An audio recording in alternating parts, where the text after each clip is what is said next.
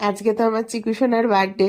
তো চলে এসেছি বাপের বাড়ি, এসেই আগে আমার পাটা খুলে নিয়েছি, কারণ ছাদে যেতে হবে। আমাদের যেহেতু অত জায়গা নেই, খুব কম জায়গা, তাই ছাদেই অনুষ্ঠানটা হচ্ছে। আর আমি তো এই পা পুড়ে সিঁড়ি দিয়ে উঠতে পারবো না, ওই জন্য পাটা খুলে নিলাম। আর এই যে দেখো, নামতে গিয়ে আমার পাটা পুরো ধাম করে পড়ে গেল। তো কি করব, পাটা আবার তুলে নিলাম।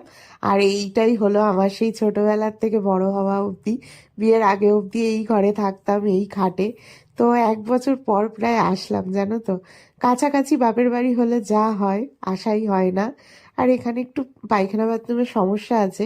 আর আমার ওখানে ফ্ল্যাটে থেকে থেকে একটা সেট হয়ে গেছে না, অন্য জায়গায় এসে আমার থাকতে খুব অসুবিধা হয়।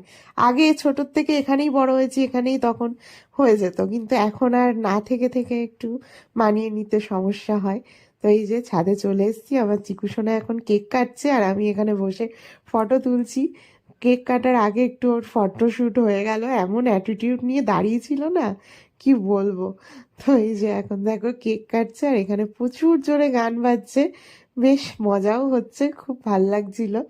আর এই যে কেক কাটার সময় যেই স্প্রেগুলো করে, এগুলো হলো সব থেকে বিরক্তিকর।